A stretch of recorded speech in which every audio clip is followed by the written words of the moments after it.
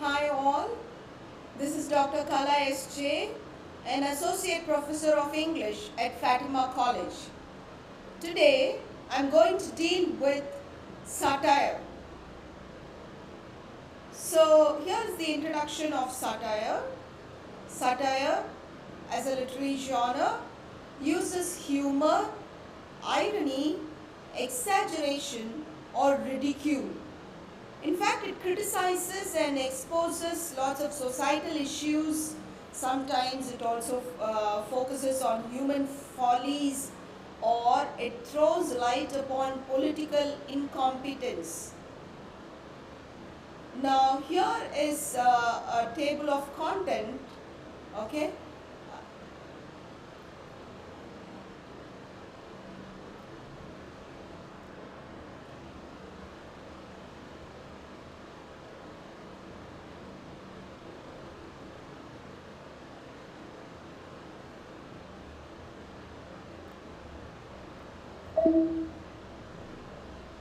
Hi all, this is Dr. Kala S.J., an Associate Professor of English at Fatima College. I'm now going to deal with the topic satire, especially with the novels, satiric novels. Now, what is a satire? We've come across so many literary genres, so many types of novels, and satire is one type of novel that uses humor, employs irony, sometimes engages in exaggerations or ridicules, and it mainly tries to criticize something, expose societal issues, human follies, or throw light upon certain political incompetencies. So in this particular video, I am going to focus on satire as a social critique and commentary, as a literary genre that deals with humor and irony, has exaggerated characters and deals with situations. It is also a critique of institutions and traditions. There are cultural and literary associations evident in satire. There are some underlying moral or social messages in a satire, and it is very subversive and provocative. So let's focus on satire as a social critique and commentary. Now, any satire will always have a targeted criticism. It might target specific individuals. Sometimes it may even go to target certain social institutions or certain societal norms. How does it achieve that? A satire normally tries to highlight upon the hypocrisy or corruptions involved, or it will just exaggerate absurdities. How? In a very humorous manner or in an exaggerated manner. That's what happens in a cartoon drawing also. One feature is exaggerated. So like that, sometimes absurdities are exaggerated, are given in an exaggerated manner. Then you also find that there are political satires, which means to say they critique political ideologies, government policies, political figures. Now, how is this achieved? This is achieved with the help of satire, parody, or a caricature. Now, I told you that humor and irony are part and parcel of a satire. You will find wit and sarcasm in it. So most of the novelists, satirical novelists, they employ wit or sarcasm and irony. Now why do they have this? So that the readers are entertained and that it is not just a mundane or monotonous way of exposing certain flaws or certain shortcomings in individuals or society. It is at the same time entertaining too. Now, it will also have certain comic elements. Satires also have comic elements. So, they use certain comedy devices such as puns, wordplay, absurd situations, and exaggeration. See, puns, wordplay, and all that can be focused upon the stylistic aspect of a writer. And these will provoke instant laughter. At the same time, they are thought provoking too. Then all sorts of satires will have exaggerated characters and situations in them. In what forms? Certain characters will be in the form of caricatures. That is to say, they'll be exaggerated or caricatured representations of real life personalities, because you cannot have real life personalities featuring there as such, as that might invite certain problems too. Therefore, certain caricatured characters might appear in a satire. And most often, absurdity and parody go hand in hand in a satire, by featuring absurd situation, or by bringing in or creating a farcical plot, or they also paint unrealistic scenarios.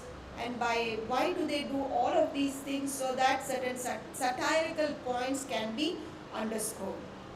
Next is critique of certain institutions and traditions. When I say institutions, social institutions, okay? We consider satire as institutional critique also. They critique the societal institutions like religion, education, law, media, politics also. In fact, they start questioning how effective these are. Do we really need them? Or what sort of moral integrity is associated with such institutions? And next one is, there is always a conflict between tradition versus progress here. And you find that this tension between the traditional values or beliefs and modernity are always explored in a satire. And when they do that, what is the purpose of it? They do that only to advocate change or reform through the satire. Okay? Then you have cultural and literary allusions, references. So we have seen mythological allusions, or you must have heard of mythological allusions, biblical allusions, literary allusions, and now cultural allusions. Literary references, most of it they try to incorporate references from classical literature. Sometimes they go back to the historical events, or they talk of some cultural symbols, and so on. So when we say allusions, they add depth to the issues, connecting contemporary issues or characters.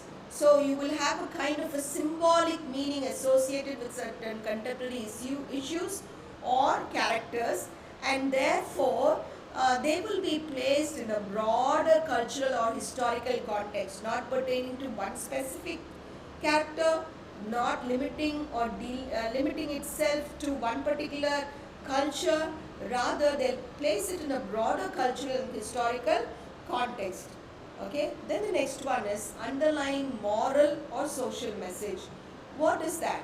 All of these moral messages or social messages, whatever is evident in a satire, you find that they are placed there with a satirical intent. That is to say, in order to convey a serious message, they particularly about an ethical dilemma, or a societal injustice, or the consequences of a human folly, these satirical intents are used.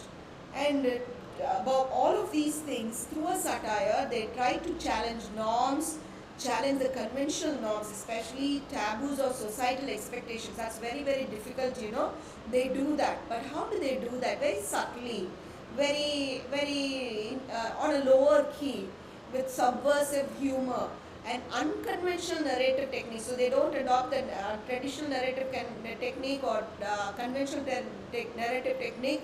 They adopt an unconventional narrative technique. Okay? And through all of these things, what is their main goal, or what is their main aim? They want to provoke the thought of the readers so that there is kind of a change. And when they do that, when they provoke the thought of the readers, it will naturally pave way for discussions. Thus, the readers will be confronted with certain uncomfortable truths too. Okay? Now, Catch 22 by Joseph Heller is a satirical war novel. What does this do? It critiques bureaucracy, okay? And above all, it critiques the absurdities of war. How is this brought out It is brought out through the war experiences of a character called Captain John Yossarian. Okay, so the name of the novel is Catch 22. It's by Joseph Heller. Then you have Animal Farm. Most of us must have come across this Animal Farm by George Orwell. It's a political allegory and it is a satirical novella, not a novel. A novella is shorter than a novel in size. And here what do you find? You find farm animals are used to satirize totalitarianism, corruption and political power struggles in Soviet Russia. Okay? Then you have Don Quixote, which is a classic satire. It parodies chivalric romances. You know, those by the times where people used to be really enjoying and appreciating chivalric romances. But it started parodying, making fun of the chivalric romances. How did it do it? By exploring and juxtaposing idealism with reality. What's juxtaposing? Placing together two contrasts. So by doing that, it started parodying. Okay, so the adventures of Don Quixote and Sancho Panza. Then you have this one, Gulliver's Travel, a much noted novel, a satirical novel written by Jonathan Swift. It's a satirical novel. It follows Lemuel Gulliver's fantastical voyages to different lands, 4 different lands, the imaginary lands. So the first voyage is the voyage to Lilliput. The second voyage is to the voyage to Brobdingnag. The third is to the voyage to Laputa. And the fourth is the voyage to the land of Winans. And it is written in the form of a travelogue. And by bringing out these different voyage and the experiences, he uses satire to critique human nature, society and politics. Then you have Kurt Vonnegut's Slaughterhouse-Five.